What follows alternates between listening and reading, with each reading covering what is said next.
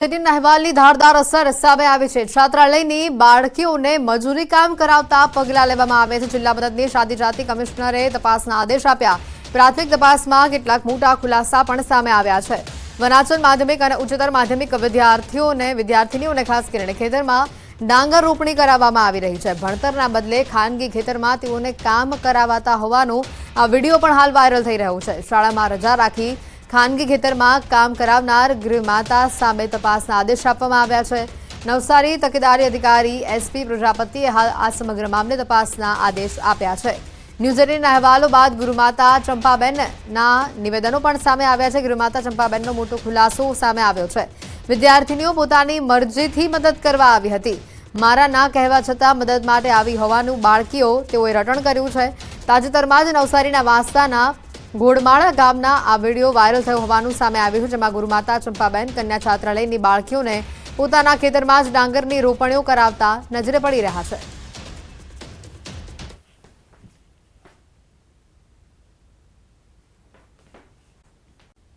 શાળા છે, વિદ્યાર્થીઓ પણ છે, પણ અહીંયા તો શિક્ષક જ નથી અને શાળાને લાગેલા છે તાળા।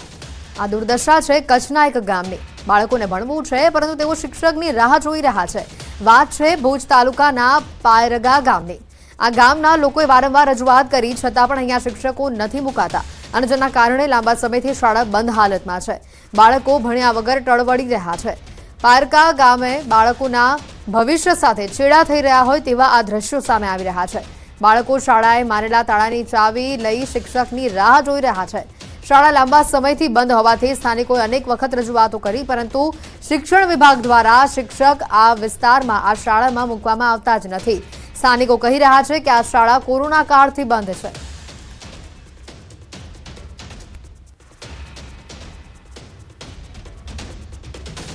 એક પણ શિક્ષક ન હોય। છેલ્લા કોરોના કાળથી આ છોકરાઓ પાસે ચાવી છે, તાળું લાગેલું પડ્યું છે, આ સ્કૂલ બંધ પડી છે। અત્યારે ગામમાં જે સ્કૂલ છે પ્રાથમિક શાળા એ છેલ્લા કોરોના કાળથી જ્યારે બંધ થઈ ને સ્કૂલ ત્યારથી લઈને આજ તારીખ સુધી બંધ પડી છે। એકવાર લાસ્ટ સત્ર એક પૂરું કરાવ્યું, પ્રવાસી શિક્ષક તરીકે આપ્યું હતું।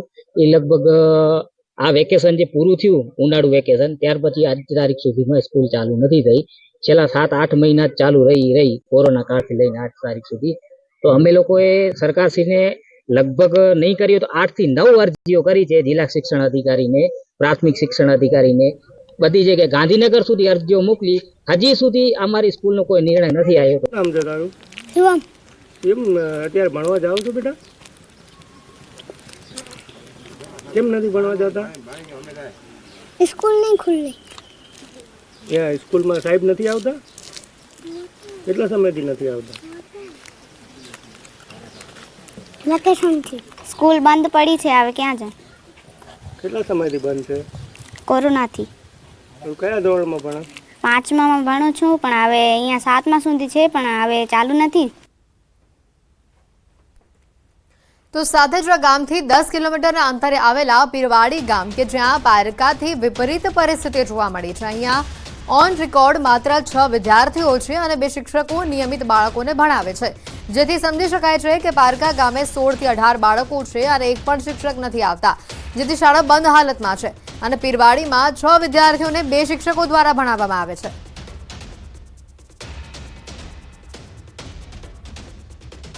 તો આ તરફ શિક્ષણ વિભાગ અલગ જ રટણ કરી રહ્યું છે। જિલ્લા પ્રાથમિક શિક્ષણ અધિકારીએ જણાવ્યું છે કે પારકામાં પેટા વર્ગમાં ચાલે છે। તેઓ ત્યાં સુધી કહ્યું છે કે પારકાની શાળા રેગ્યુલર શાળા નથી।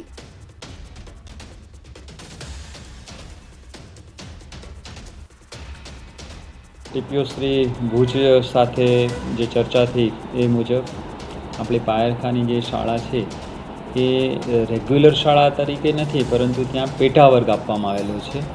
એટલે બાળકોની સંખ્યા જે નિયત ન હોય ત્યારે આપણે એ બાળકોને કોઈ અન્ય જગ્યાએ ન જવું પડે એટલા માટે સરકારશ્રીની નિયમ અનુસાર જે જોગવાઈ છે તે મુજબ આપણે પેટા વર્ગ મંજૂર કરતા હોઈએ છીએ। એટલે એ શાળાનું અસ્તિત્વ રહે પરંતુ એ શાળાનું મહેકમ છે એ બાજુની જે મુખ્ય શાળા હોય એનો ભાગ બની જાય છે કે જેથી આપણે એ બાજુની શાળામાંથી કોઈ પણ શિક્ષકશ્રીને ત્યાં કામગીરીમાં મૂકી શકીએ છીએ અને એ રીતે અમે સૂચના આપી દીધી છે। સમજી શકાય છે કે જે રીતે અહીંયા ડીઈઓનું નિવેદન સામે આવ્યું છે ત્યારે અહીંયા જે 16 થી 18 જેટલા જે વિદ્યાર્થીઓ છે કે જેઓ ભણતર વગર અત્યારે રઝળેલા બની ગયા છે તે લોકો માટે શિક્ષક આ વિસ્તારમાં ક્યારે મુકાશે? શું ડીઈઓના નિવેદનને લઈને આગળ કાર્યવાહી થશે કે કેમ તે પણ એક સૌથી મોટો સવાલ છે. સમયનો સદુપયોગ કરવાનું જ્ઞાન પીરસતા ગુરુઓ ચૂકી ગયા છે સમય. શાળાઓ અને શિક્ષકોની સ્થિતિનો તાગ મેળવવા જ્યારે અમારી ટીમ ખેડા જિલ્લાના ગામડાઓમાં પહોંચી. દિવસ હતો શનિવારનો અને જે તે શાળાઓનો સમય સવારનો હતો. અમારી ટીમ ખેડાના ચાનોર ગામ ખાતે પહોંચી. શનિવાર હોવાથી શાળાનો સમય સવારે 7:15 હતો. રિયાલિટી ચેક કરવા માટે અમારી ટીમ સમય પહેલા ત્યાં પહોંચી ગઈ, પરંતુ શાળા ખુલવાનો સમય એટલે કે સવારના 7:15 થઈ ગયા હોવા છતાં એક પણ શિક્ષક મહાશય અહીંયા દેખાયા જ નહીં. તો બીજી તરફ શાળાના ટાઈમે બાળકો આવી પહોંચ્યા, પરંતુ શાળામાં મારેલા હતા તાળા, કારણ કે શિક્ષકો સમયસર અહીંયા પહોંચ્યા જ ન હતા અને વિદ્યાર્થીઓ રાહ જોતા રહી ગયા. આમ તો શિક્ષકોનો આવવાનો સમય 7:15ની આસપાસનો છે, ત્યારે બાળકોને આવવાનો સમય 7:30નો છે, પરંતુ અહીંયા 7:45 થયા તેમ છતાં ન તો આચાર્ય આવ્યા કે ન કોઈ શિક્ષક આવ્યું.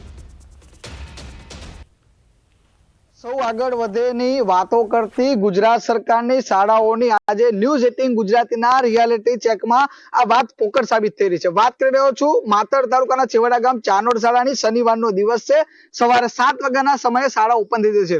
મોબાઈલમાં સમય બતાવીશ કે 7:42 જેટલો સમય થયો છે, પરંતુ મારી પાછળ તમે જે આ શાળા જોઈ રહ્યા છો, આ શાળાને હજુ તાળા છે અને બાળકો શિક્ષકો આવ્યાની રાહ જોઈ રહ્યા છે. જે પ્રકારે વાત કરવામાં આવે તો અહીંયા કેટલાક જે આજે ન્યૂઝ 18 ગુજરાત દ્વારા સમગ્ર ગુજરાતની અંદર જે રિયાલિટી ચેક કરવામાં આવ્યું છે, રિયાલિટી ચેકમાં આજે સૌ ભણે સૌ આગળ વધેના દાવા પોકળ સાબિત થતા હોય છે, કારણ કે શિક્ષકો સમયસર ન આવ્યાના કારણે આજે બાળકો છે તે અત્યારે તમે જોઈ રહ્યા છો કે આગળ શાળાની બહાર રાહ જોઈ રહ્યા છે. 7:42 જેટલો સમય થયો છે, પરંતુ આ શાળાને તાળું મારેલું સ્પષ્ટપણે લાગી રહ્યું છે. વાત કરવામાં આવે તો આજે શાળાના આચાર્ય છે તેમજ જે શાળાના શિક્ષકો છે તે પ્રકારના કોઈ પણ પ્રકારનો સ્ટાફ અહીંયા હાજર નથી. વાત કરવામાં તો અંતરિયાળ વિસ્તારની પરા વિસ્તારની શાળા હોય તો આ વસ્તુ કંઈક લાખે વર્ગી કે 5 કે 10 મિનિટ મોડ થાય, પરંતુ ચાનોર ગામની શાળા છે, ગામની અંદર 1000 થી 1200 લોકોની વસ્તી છે, પરંતુ આ શાળાની અંદર અત્યારે શિક્ષકો ન આવ્યાના હોવાના કારણે જે બાળકો છે તે તમે આગળ જોઈ રહ્યા છો કે હજુ સુધી તેઓ બહાર અહીં આગળ શિક્ષકોની રાહ જોઈને ઉભા છે. એટલે કહી શકાય કે જે ભણતરની જે વાતો કરવામાં આવતી હોય છે, જે શિક્ષણની જે વાતો કરવામાં આવતી હોય છે, ત્યાં ન્યૂઝ 18 ગુજરાતીના રિયાલિટી ચેકમાં આ તમામ દાવા પોકળ સાબિત થાય છે, કારણ કે આ જે શિક્ષકો છે તે આ રીતે ગાપચી મારે છે અને ગાપચી મારવાના કારણે જે બાળકોનું જે ભણતર છે, ભણતર ક્યાંક ને ક્યાંક તેઓનું એ ભણતર છે તે બગાડવાનું કામ થતું તેમ લાગી રહ્યું છે. અહીંયા આ બાળકો છે તેમની સાથે વાત કરી તો તેમનું કહેવું છે કે શિક્ષકો કોઈ કારણોસર રોજ મોડા પડતા હોય છે. એટલે કહી શકાય કે ચાનોર પ્રાથમિક શાળાના જે આચાર્યથી લઈ જે તમામ શિક્ષકો છે તે પોતાની ફરજ બજાવવામાં નિષ્ઠાપૂર્વક કામ નથી કરી રહ્યા તેવું આ ચિત્ર પરથી સ્પષ્ટ થાય છે, કારણ કે 7:45 જેટલો સમય થઈ ગયો છે, પરંતુ હજુ સુધી શાળામાં એક પણ શિક્ષક ફરક્યા નથી. શું આ રીતે ભણશે ગુજરાત? તેવા અનેક સવાલો અત્યારે ઉઠી રહ્યા છે. ઉમંગ પટેલ, ન્યૂઝ 18 ગુજરાતી, ચાનોર, ખેડા. શાળામાં સમયસર શિક્ષકો ન આવતા હોય અને આ અંગે જ્યારે સ્થાનિકોને પૂછવામાં આવ્યું તો તેઓએ ચોમાસાનું બહાનું કાઢ્યું. નિશાળમાં સાહેબો મોડા આવ્યા હતા, 7:07 બદલે 8 વાગે શાળા ખુલી છે. કેમ વરસાદના માહોલના ટાઈમે આવું થાય ને, વહેલું મોડું થઈ જાય, બસ મળે ના મળે, છોકરા પણ આવી જાય છે. નિશાળમાં સારી રીતે ભણાવે છે, પણ અહીંયા સાહેબોનું કશું વાંક નથી, આમાં ટાઈમસર આવી જાય છે, પણ આ વરસાદના કારણે વહેલું મોડું થઈ જાય છે. પરંતુ અહીંયા સવાલ હવે એ થાય છે કે શિક્ષકોને ચોમાસું નડ્યું, પરંતુ આ વિદ્યાર્થીઓ કઈ રીતે સમયસર પહોંચી ગયા? આ સમગ્ર બહાનાબાજી વચ્ચે આખરે 7:51 એક શિક્ષિકા ત્યાં આવ્યા અને શાળાના તાળા ખોલ્યા. લગભગ 1 કલાકની રાહ જોયા બાદ વિદ્યાર્થીઓને શાળામાં પ્રવેશ મળ્યો.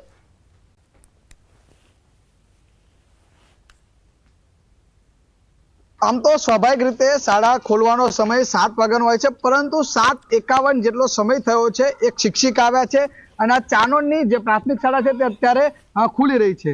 કહી શકાય કે જે પ્રકારે 7 વાગે શાળા ખુલતી હોય છે, બાળકો તો 7 વાગે આવી ગયા હતા, પરંતુ અહીંના જે આચાર્ય જે જવાબદાર શિક્ષકો છે તેમાંથી કોઈ પણ શિક્ષક ના આવતા અત્યારે એક શિક્ષિકા આવ્યા છે અને આ શાળા છે તે અત્યારે ખુલી રહી છે. એટલે કહી શકાય કે 51 મિનિટ એટલે કે 1 કલાક બાદ આ શાળા ખુલે છે અને આ શાળા ખુલ્યા બાદ જે અત્યારે જે વિદ્યાર્થીઓ છે તે શાળા ખોલી અને પોતે અભ્યાસ કરવા માટે અત્યારે પોતાને આગળ વધી રહ્યા છે, પરંતુ એક જ શિક્ષક અહીંયા આગળ પહોંચ્યા છે, એટલે કહી શકાય કે ભણશે ગુજરાત, આગળ વધશે ગુજરાતના જે દાવા છે તે પોકળ સાબિત થઈ રહ્યા છે, કારણ કે જે લાખ રૂપિયા 80,000 થી લાખ રૂપિયા જેટલો પગાર લેતા જે શિક્ષકો છે તે પોતાની જવાબદારી નિષ્ઠાપૂર્વક બજાવતા નથી, જેના કારણે જ બાળકોનું ભણતર છે તે ક્યાંક ને ક્યાંક બગડી રહ્યું હોય તેવું સ્પષ્ટપણે આ દ્રશ્યો પરથી સાબિત થાય છે. ઉમંગ પટેલ, ન્યૂઝ 18 ગુજરાતી, ચાનોર, ખેડા. તો આ સમગ્ર મામલે અમારી ટીમ પહોંચી આચાર્ય પાસે. શાળાએ મોડા આવવાના આચાર્યએ આપેલા તુક્કા પણ ખૂબ જ હાસ્યાસ્પદ હતા.